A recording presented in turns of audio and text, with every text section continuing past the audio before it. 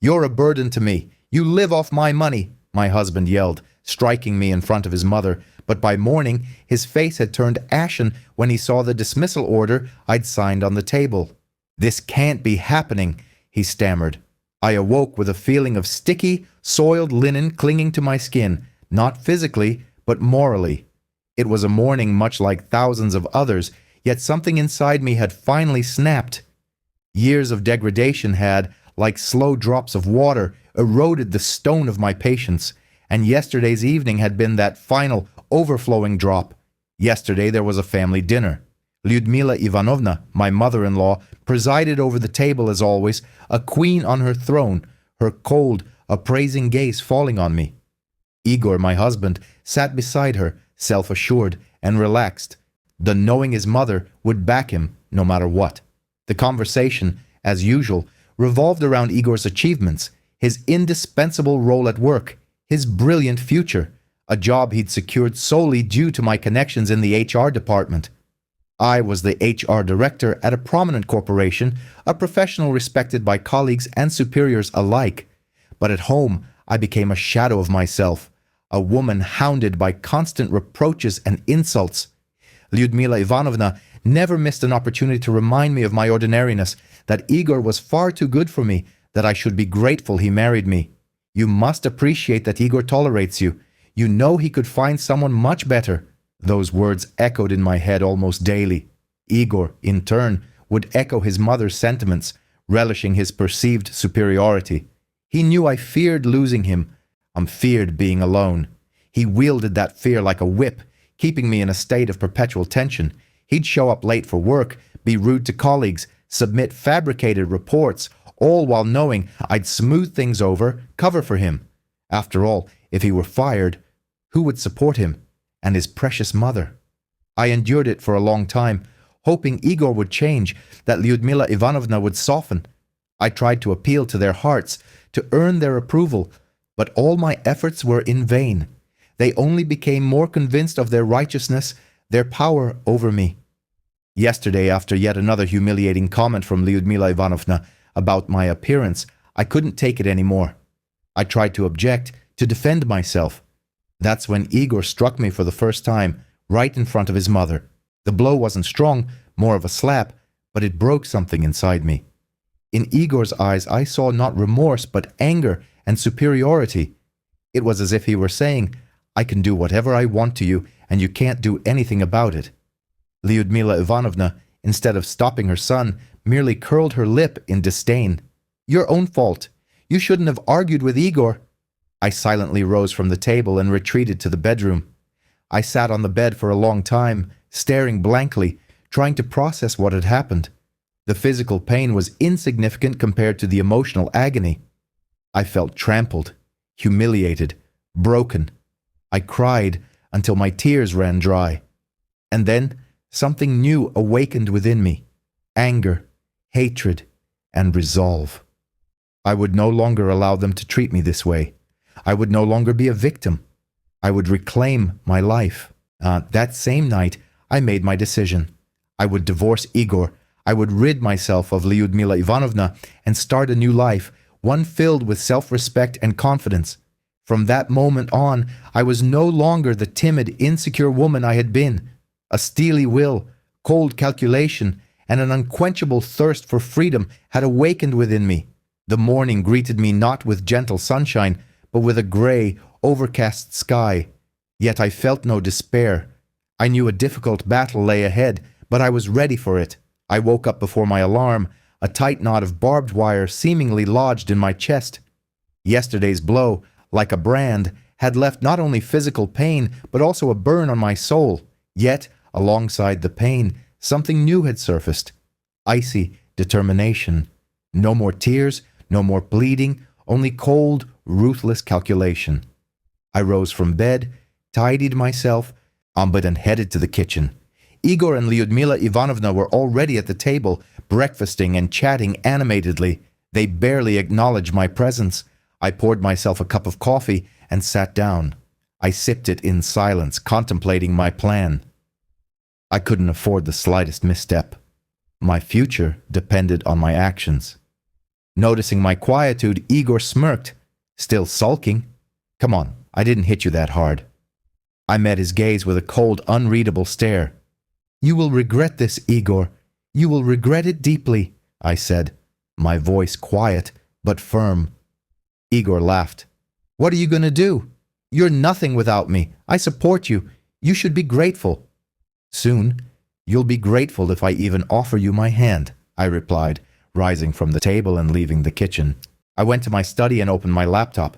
I knew Igor had a multitude of infractions at work.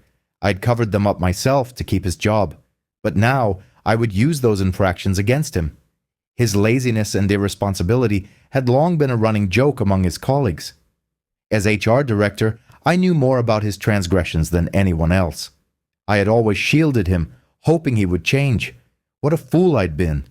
Today, I would use that knowledge against him. I opened the corporate network. My heart pounded, but I forced myself to remain calm. I began gathering documents confirming Igor's violations, fraudulent travel expense reports, backdated absences, fabricated sick leaves. I knew where to look.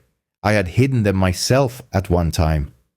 Hour after hour, I meticulously extracted the necessary files from the system, scanned documents. Anim took screenshots. I felt a growing anger within me, at him, at myself, at this entire deceitful, hypocritical life. Once all the required evidence was collected, I began drafting a formal memorandum, a dry, factual text listing all of Igor's violations, specifying dates, document numbers, and witnesses. No emotion, only facts. I wrote for several hours, scrutinizing every word, every comma. I knew my future, and Igor's hinged on this memo. When I finished, I printed the document.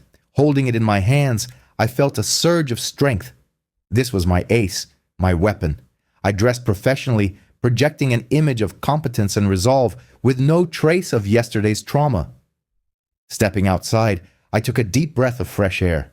The city hummed with its usual rhythm, oblivious to the turmoil within me. I got into my car and drove to work. At the office, I went straight to the general director's reception. The secretary, giving me a surprised look, asked what was wrong. I need to speak with Mikhail Petrovich urgently, I stated firmly. It's very important. Assessing my serious demeanor, she didn't object and called the general director. A few minutes later, I was seated in his office. Mikhail Petrovich, a man in his 50s, with a sharp gaze and streaks of gray at his temples, regarded me intently. He valued me as a competent and dedicated employee. Marina, what's happened? You look distressed. I placed the memorandum and several folders of documents on his desk. Mikhail Petrovich, I must report serious violations by one of our employees. The general director frowned. Who is it? Igor Sergeyevich, my husband.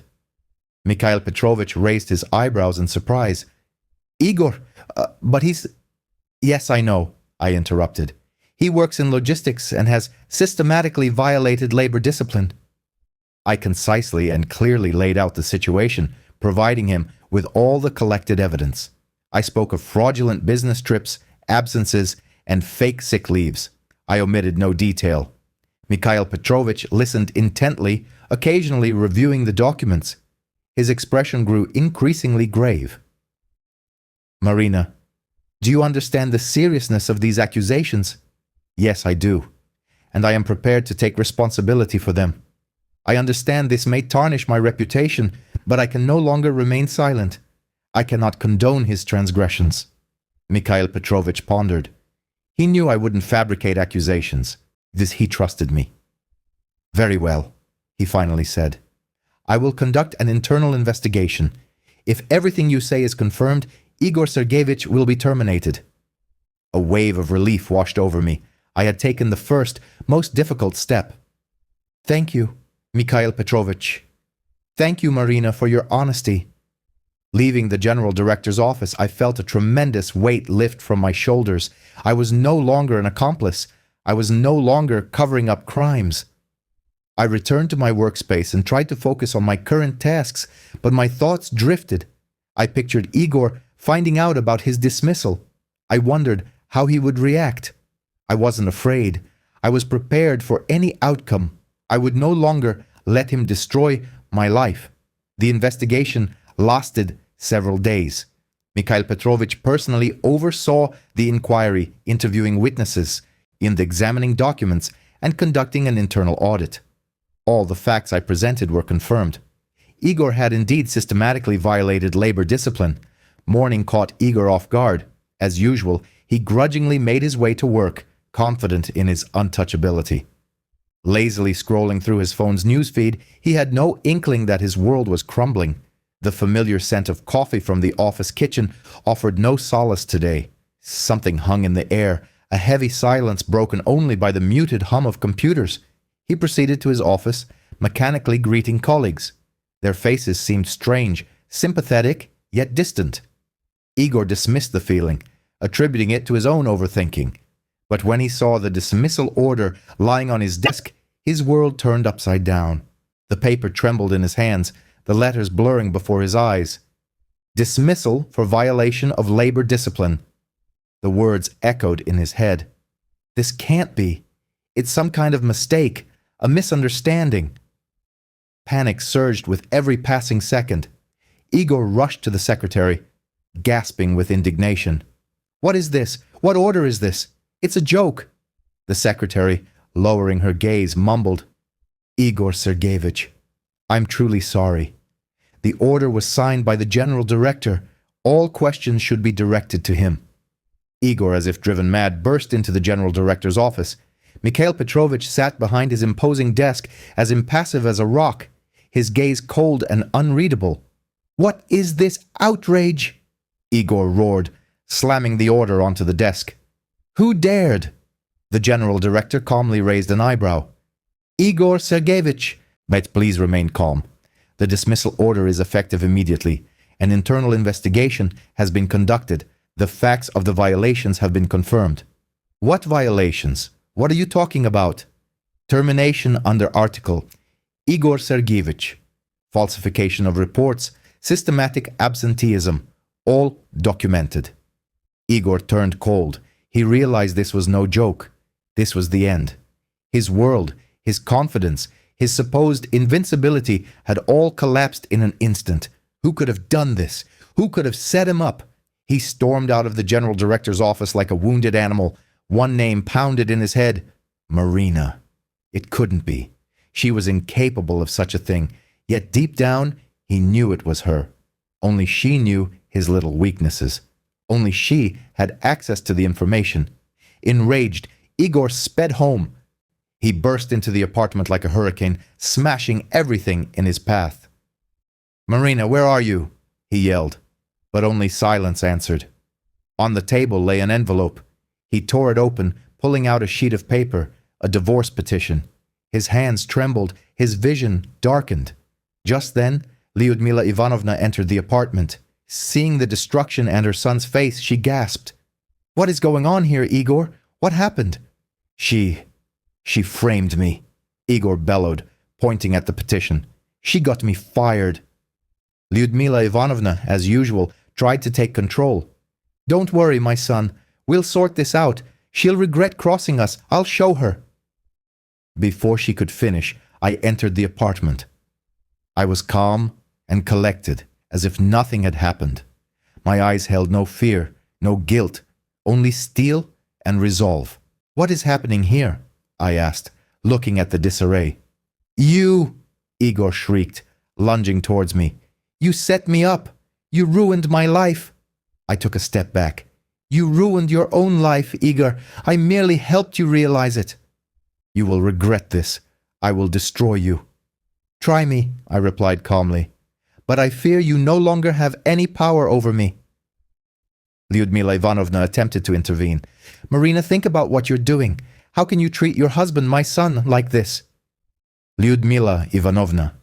My voice was as firm as granite. I am no longer your victim. I will no longer allow you to manipulate me. I am filing for divorce and requesting that both of you leave my apartment. My mother-in-law paled. She was accustomed to giving orders, to being obeyed, but now she felt her control slipping. You wouldn't dare. This you have to. I owe no one anything, I interrupted. I am free. Igor, realizing all was lost, slumped into a chair, burying his face in his hands. He was crushed, humiliated, broken. His arrogance had evaporated, leaving only a pathetic shell. I left the apartment, leaving Igor and Lyudmila Ivanovna alone with their despair. Walking down the street, I felt a colossal burden lift from my shoulders. Fear and uncertainty receded, replaced by a sense of freedom and strength. Weeks later, the divorce was finalized. Igor attempted to resist, threatened, pleaded, but I remained unyielding.